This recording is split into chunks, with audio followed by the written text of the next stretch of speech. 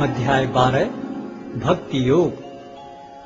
अर्जुन ने पूछा, जो आपकी सेवा में सदैव तत्पर रहते हैं या जो अव्यक्त निर्विशेष ब्रह्म की पूजा करते हैं, इन दोनों में से किसे अधिक पूर्ण माना जाए? श्री भगवान ने कहा, जो लोग अपने मन को मेरे साकार रूप में एकाग्र करते हैं और अत्यंत श्रद्धा पूर्वक मेरी पूजा करने में सदैव लगे रहते हैं, वे मेरे द्वारा परम सिद्ध माने जाते हैं। लेकिन जो लोग अपनी इंद्रियों को वश में करके तथा सबों के प्रति संभाव रखकर परम सत्य की निराकार कल्पना के अंतर्गत उस अव्यक्त की पूरी तरह से पूजा करते हैं, जो इंद्रियों की अनुभूति के परे है, सर्वव्यापी है, अकल्पनीय है, अपरिवर्तनीय है, अचल तथा ध्रुव है, वे समस्त लोगों के कल्याण में संलग्न रहकर अंततः मुझे प्राप्त करते हैं। जिन लोगों के मन परमेश्वर के अव्यक्त निराकार स्वरूप के प्रति आसक्त हैं, उनके लिए प्रगति कर पाना अत्यंत कष्टप्रद है। देहधारियों के लिए उस क्षेत्र में प्रगति कर पाना सदैव दुष्कर होता है।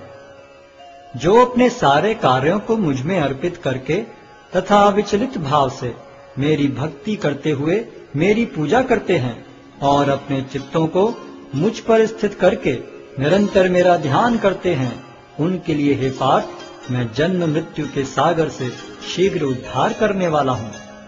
मुझ भगवान में अपने चित्त को स्थिर करो और अपनी सारी बुद्धि मुझ में लगाओ। इस प्रकार तुम निस्संदेह मुझ में सदैव वास करोगे।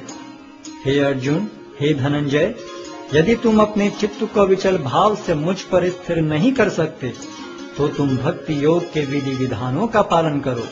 इस प्रकार तुम मुझे प्राप्त करने की चाह उत्पन्न करो।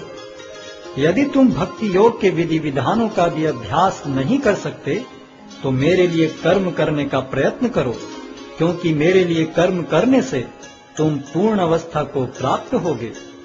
किंतु यदि तुम मेरे इस भावनामृत में कर्म करने में असमर्थ हो, तो तुम अपने कर्म के समस्त फलों को त्याग कर कर्म करने का तथा आत्मस्थित होने का प्रयत्न करो। यदि तुम यह अभ्यास नहीं कर सकते, तो ज्ञान के अनुशीलन में लग जाओ। लेकिन ज्ञान से श्रेष्ठ ध्यान है और ध्यान से भी श्रेष्ठ है कर्म फलों का परित्याग, क्योंकि ऐसे त्याग से मनुष्य को मन शांति प्राप्त हो सकती है।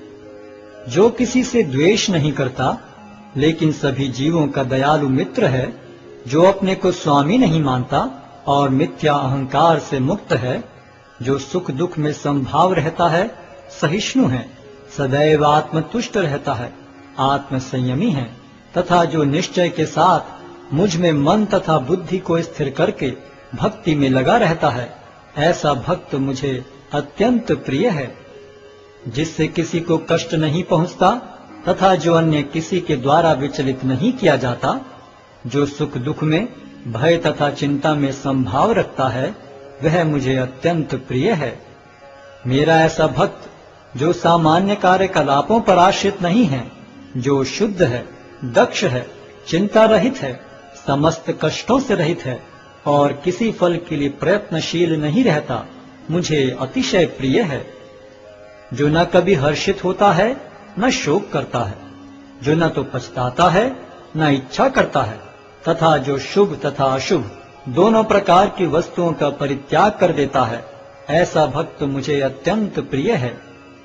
जो मित्रों तथा शत्रुओं के लिए समान है, जो मान तथा अपमान, शीत तथा गर्मी, सुख तथा दुख, यश तथा अपयश में संभाव रखता है, जो दूषित संगति से सदैव मुक्त रहता है, जो सदैव मौन और किसी भी वस्तु से संतुष्ट रहता है, जो किसी प्रकार के घर बार की परवाह नहीं करता, जो ज्ञान में दृढ़ है और जो भक्ति में संलग्न है, ऐसा पुरुष मुझे अत्यंत प्रिय है।